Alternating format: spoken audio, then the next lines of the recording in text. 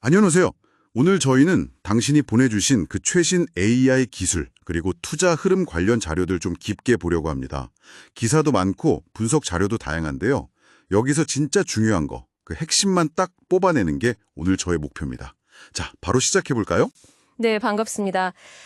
자료들을 보니까 AI 분야 변화 속도가 진짜 빠르구나 싶어요.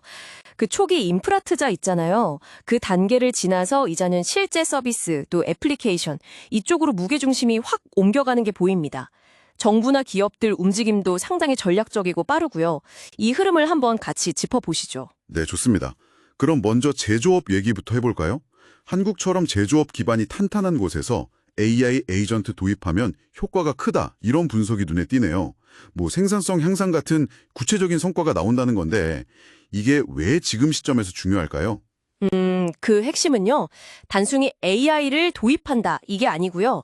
기존에 쓰던 시스템들 있잖아요. SAP 같은 ERP 시스템, 이런 거랑 얼마나 잘 연동되느냐, 그리고 실시간 데이터를 어떻게 처리하느냐, 여기에 달린 거죠. 아, 연동성이랑 데이터 처리요? 네. 그래서 기존 시스템이랑 잘 결합해서 소위 말하는 디지털 트윈 있잖아요. 현실 공장을 가상에 그대로 만들어서 실시간으로 최적화하는 거.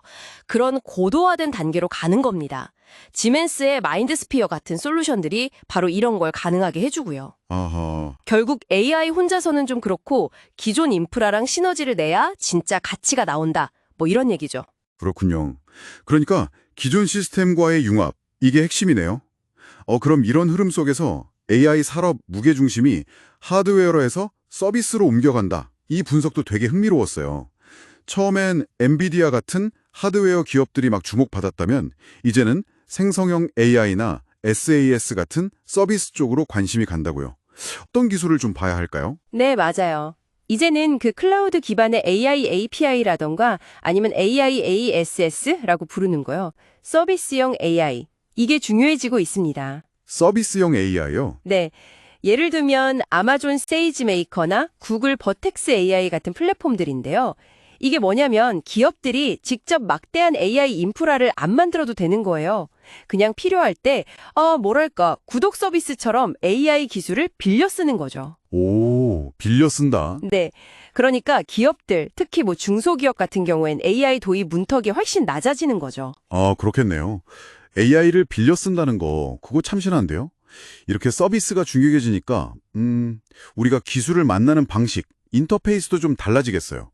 마침 스마트 안경 얘기가 나오는데, 메타의 레이벤 메타 스마트 글라스나 애플 비전 프로처럼요. 빅테크들이 막 뛰어들면서 경쟁이 치열해진다고요? 이거 정말 큰 변화 같아요. 맞습니다. 이게 그냥 안경이 아니죠. 증강현실 AI랑 가상현실 VR 이게 합쳐지고 또 기기 자체에서 AI 연산을 처리하는 엣지 AI 기술까지 결합되는 거거든요. 그러니까 공간 컴퓨팅 시대로 가는 아주 중요한 단계라고 봐야 합니다. 공간 컴퓨팅. 네. 우리가 이제 키보드나 터치스크린 말고요. 뭐 눈짓, 목소리, 손짓 이런 걸로 컴퓨터랑 소통하는 그런 근본적인 변화를 예고하는 거죠. 영화에서 보던 게 현실이 되는 거예요, 진짜. 와, 진짜 영화 같은 얘기네요. 근데 이게 또 기술만으로는 안 되는지 정부 역할도 중요하게 다뤄지고 있어요. AI는 민간에만 맡길 수 없다. 전략 기술이니까 정부 지원이 꼭 필요하다. 이런 주장도 있고요. 또 서울시가 AI 스타트업 키우려고 382억 원 투자한다는 구체적인 소식도 있네요. 투자 관점에서는 이걸 어떻게 봐야 할까요? 정부 정책은 AI 투자할 때 진짜 중요한 변수죠. 당연히 정책 수혜가 예상되는 기업은 매력적으로 보일 수밖에 없고요. 네. 근데 정책이란 게 또 언제든 바뀔 수 있잖아요. 그러니까 그런 변동성 리스크도 꼭 같이 생각해야 합니다. 동시에 그 IT 세렝텍 같은 기업 사례도 나왔는데 기존 사업, 그러니까 공공 SI 하다가 금융 IT 쪽으로 사업을 넓히는 경우 이렇게 뭔가 새로운 성장 동력을 찾으려는 기업들의 움직임, 이런 능동적인 변화도 잘 봐야 해요. 이게 또 기업의 생존력이나 성장 가능성을 보여주는 신호일 수 있거든요. 그렇군요. 정책 수혜와 함께 기업 자체의 변화 움직임도 중요하다는 말씀이시네요. AI 얘기하면서 엔비디아를 빠놓을 순 없겠죠. AI 학습용 GPU 시장에서 거의 독점적이고 H100 같은 칩 성능도 엄청나고 또 개발자들이 쓰기 편하게 만든 큐다 생태계까지 정말 막강한데요. 그런데 또 한편에서는 한동안 좀 주춤했던 양자 컴퓨터가 AI랑 만나면서 다시 주목받고 있다는 소식도 있더라고요.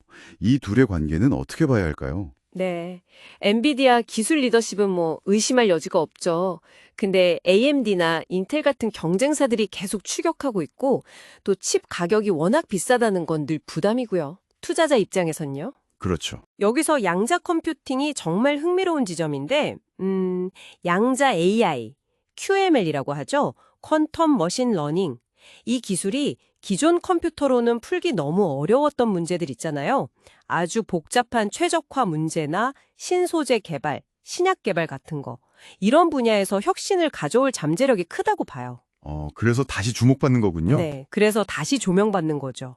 물론 뭐 당장 상용화되긴 어렵겠지만 먼 미래에는 지금 AI의 한계를 넘어설 수 있는 그런 중요한 기술 축이 될 가능성이 있습니다. 오늘 정말 다양한 이야기를 깊게 나눠봤네요. 정리를 좀 해보면 AI는 이제 인프라를 넘어서 제조업, 금융 같은 실제 산업 현장의 서비스로 깊숙이 들어오고 있고 스마트 안경 같은 새로운 인터페이스 경쟁도 막 시작됐고요. 정부 정책 방향도 중요해졌고 더 나아가서 양자 컴퓨팅 같은 차세대 기술도 AI랑 만나서 새로운 가능성을 보여주고 있다. 이런 흐름이네요. 자, 이 모든 변화 속에서 당신은 무엇을 보고 계신가요? 네, 오늘 얘기 나눈 것처럼 AI가 정말 빠르게 우리 삶과 산업 곳곳으로 퍼져나가고 있다는 걸 다시 한번 확인했습니다. 여기서 마지막으로 한 가지 질문을 던져보고 싶어요. 앞으로 한 3년에서 5년 안에요. 오늘 우리가 얘기한 이런 AI 기반의 변화들이 어쩌면 지금은 전혀 관련 없어 보이는 분야까지 포함해서요. 모든 산업의 전문가들에게 예상치 못하게 중요해질 수 있는 그런 새로운 기술이나 지식 영역은 과연 뭘까요? 한 번쯤 생각해 보시면 좋겠습니다.